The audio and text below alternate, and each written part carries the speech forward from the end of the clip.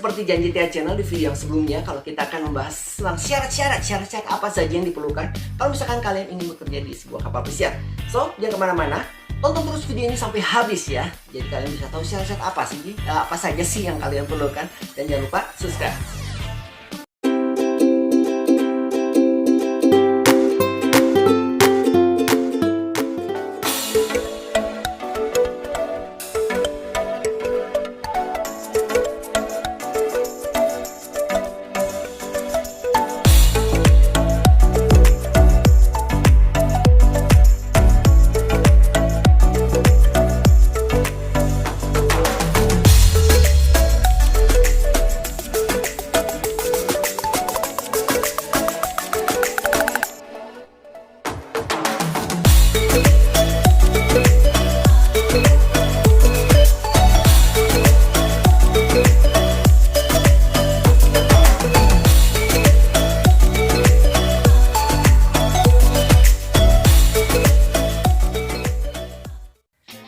Balik lagi di Tia Channel bersama saya Tia. Di channel ini, di channel tempatnya berbagi ilmu, info, pengalaman, dan cerita. Apa yang dialami, kalian boleh tahu. Apa yang tidak tahu, kalian harus tahu.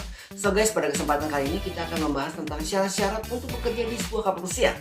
Dan jangan lupa dukung terus channel ini tentunya dengan cara apa? Dengan cara subscribe, like, komen, dan share. Nyalakan lonceng di sebelah kanannya supaya kalian dapat info-info terupdate dari Tia Channel. So jangan kemana-mana, stay tune ya.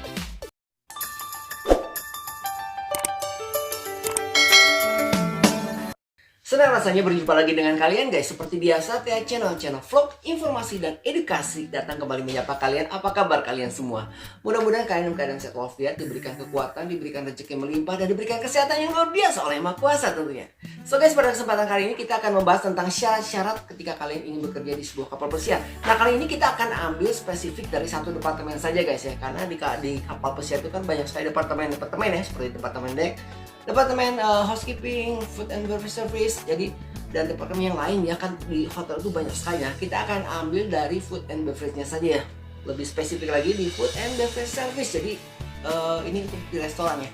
Jadi syarat-syarat apa saja sih kalau misalkan kalian ingin bekerja di sebuah kapal pesiar dan khususnya di dunia restoran guys. Oke guys, langsung saja ya. Jadi syarat yang pertama adalah dengan persiapan mental ya.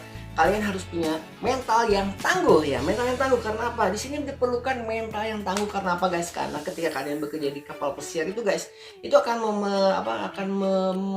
memakan atau akan menyita beberapa waktu kalian ketika kalian bekerja. Karena dalam satu kontrak kapal itu guys, ada yang sampai 8 bulan, ada sampai 9 bulan, mungkin ada yang sampai 1 tahun, dan yang paling pendek itu adalah sekitar 4-5 bulan guys ya. Jadi kalau ya misalkan kalian jadi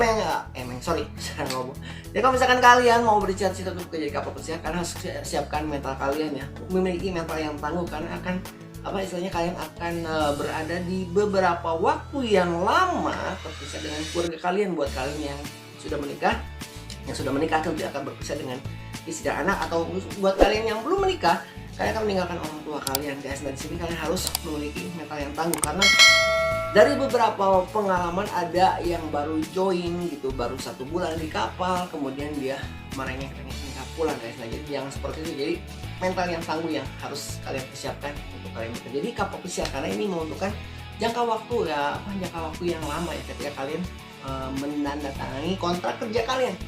Jadi satu kontrak itu seperti yang tadi dibilang ya, paling pendek itu sekitar 3-4 bulan, dan bahkan ada yang sampai 8-9 bahkan sampai 1 tahun kontrak kerja.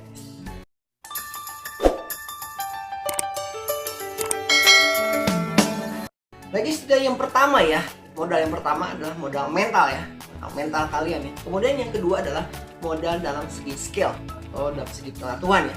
Itu saja kalau misalkan kalian ingin melamar pekerja di sebuah kapal pesiar, dan kalau khususnya buat kalian yang ingin bekerja di hotel department, di food and beverage service khususnya ya, secara spesifik tentunya kalian harus datang dari background edukasi yaitu perhotelan.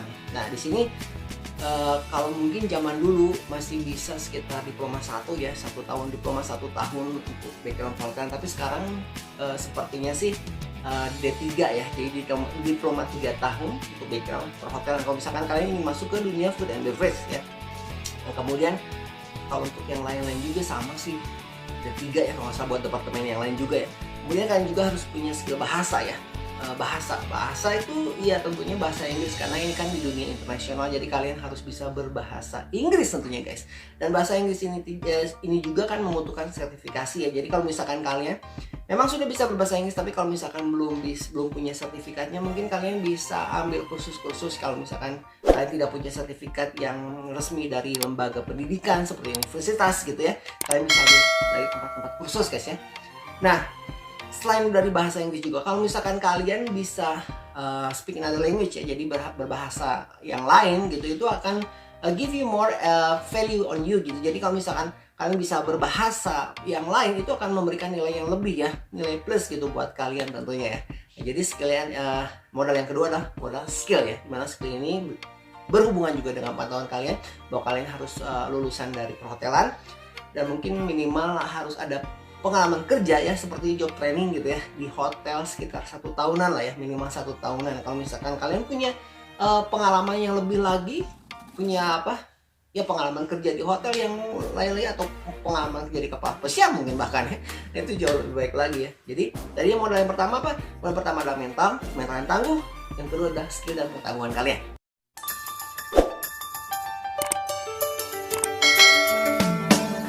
Dan guys, untuk modal yang ketiga atau modal yang terakhir adalah materi guys ya. Secara materi itu uang guys. Tentu saja ya, semua itu zaman sekarang ya, semua itu terlibat dengan keuangan. Jadi misalnya kalau nggak ada uang itu kayaknya semua nggak bisa jalan guys ya. Nah jadi modal yang ketiga adalah materi. Jadi kalian harus menyiapkan atau menyiapkan beberapa gitu dana yang harus kalian gunakan nantinya untuk seperti surat-surat. Jadi banyak sekali ya, seperti visa seperti itu ya. Kemudian untuk bikin paspor, bikin SIM book yang seperti itu kan butuh uang ya. Jadi kalian harus butuh proses lakukan baik seperti itu kan, akan menyita sejumlah uang ya, baik untuk ongkosnya, untuk transportnya, untuk surat-surat itu sendiri ya. Dan kalian harus benar-benar mempersiapkan, karena ya sejumlah materi. Kan kalau misalkan kalian melamar pekerjaannya melalui sebuah agen gitu ya, kadang sebuah agen itu akan meminta juga istilahnya uang agennya gitu, uang pendaftaran, uang apalah gitu macamnya ya. Nah itu juga kan akan membutuhkan beberapa atau sejumlah materi ya. Ada juga beberapa agen yang menjamin kalau misalkan kalian membayar, nantinya akan digantikan oleh gaji kalian ketika kalian sampai bekerja di kapal pesiar. Tapi beberapa agen atau setiap agen itu memiliki ketentuan yang berbeda. Jadi ada yang bayar dulu baru diganti nanti di kapal. Ada juga yang dicicil, bisa dibayar cicil ketika kalian sudah bekerja di kapal. Bahkan zaman dulu ketika di sebuah company ya, di sebuah company sebut saja kapal biru ya. Jadi di situ sama sekali kita tidak mengeluarkan uang, jadi itu peragian itu gratis ya. Jadi kita tidak mengeluarkan biaya, lalu kita bekerja dan mereka akan mengambil komisi mereka tuh dapat dari company atau perusahaan kapal pesiar tersebut ya. Jadi tidak mengambil dari crew membernya. Oke, jadi tapi untuk zaman sekarang kalian harus perlu menyisihkan uang ya. Kalau tidak untuk biaya agen tentunya untuk surat-surat kalian seperti paspor, visa, SIM book, kemudian BST dan banyak lainnya ya. Jadi kalian harus juga persiapkan. Oke.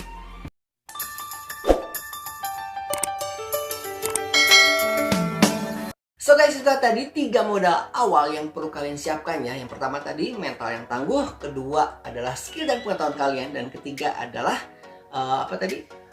uang ya, atau ya sejumlah uang gitu yang harus disiapkan untuk urusan surat-surat kalian.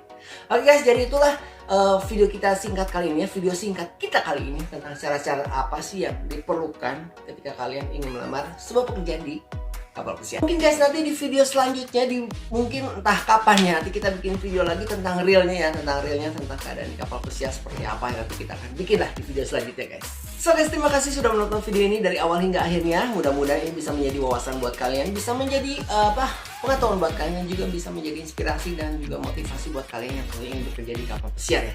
Mungkin sampai di sini video singkat kita tentang kapal pesiar. Dan buat kalian yang baru datang ke channel, jangan lupa subscribe channel ini ya, dan share ke yang lain agar channel ini bisa menjadi manfaat buat kalian tentunya, dan juga buat yang lainnya.